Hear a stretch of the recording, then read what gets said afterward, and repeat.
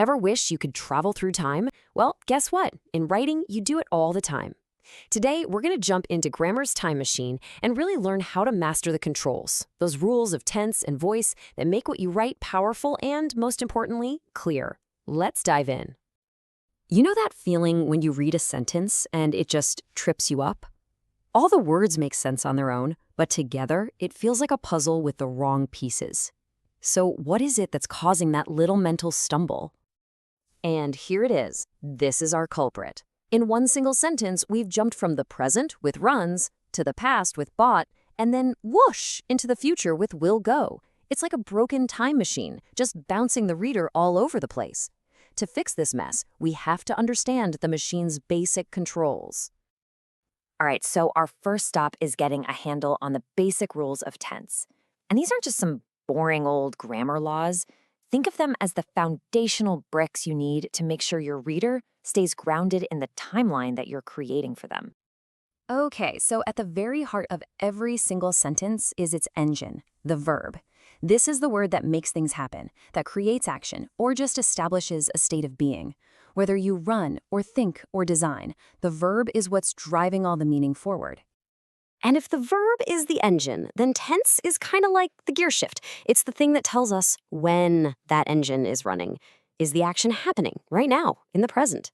Did it already happen back in the past, or is it still to come in the future? Tense is what anchors everything in time. Now here's the really good news. For the huge majority of verbs in English, sending them back into the past is actually incredibly easy. It usually just takes one simple little tweak. For most English verbs, we call them regular verbs, the rule is beautifully simple. You just add a D or an ED to the end. That's it. Listen becomes listened. Fade becomes faded. With this one little rule, you can put almost any action firmly into the past. Easy, right? But, not every verb likes to follow the rules. So now we're about to meet the rebels of the grammar world, the irregular verbs. These are the verbs that completely ignore that standard ED rule. They transform in their own unique ways. And here's the funny thing.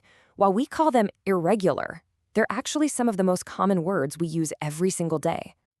Just take a look at this table. You can see how some of our most common verbs totally change their shape. See becomes saw. Write becomes wrote. There's no simple role for these. You pretty much just have to know them. But pay really close attention to that third column, the past participle, because that one is the key to building more advanced sentences. Right, that past participle form, it kind of unlocks a whole new level of precision in your writing. When you team it up with a helping verb like have, has, or had, you can create what we call the perfect tenses.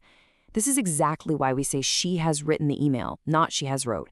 It lets us talk about actions that are finished but still feel connected to what's happening now. So controlling when an action happens is a big deal, but it's only half the battle. Now let's look at how to control the energy of that action. And this brings us to a really crucial choice every writer has to make, the difference between active and passive voice. Take a look at this comparison. It really spells it out. In the active voice, the subject, I, is the one in the driver's seat, doing the action. It's direct, I designed. But in the passive voice, the subject, the CD cover, is just sitting there, having the action done to it. The doer, me, gets shoved all the way to the back. So why does this matter so much? Well, because using the active voice almost always makes your writing stronger. Your sentences become way more direct, they get shorter, and they just feel more energetic. And maybe most importantly, they're just a whole lot clearer for your reader, because the person or thing actually causing the action is right up front.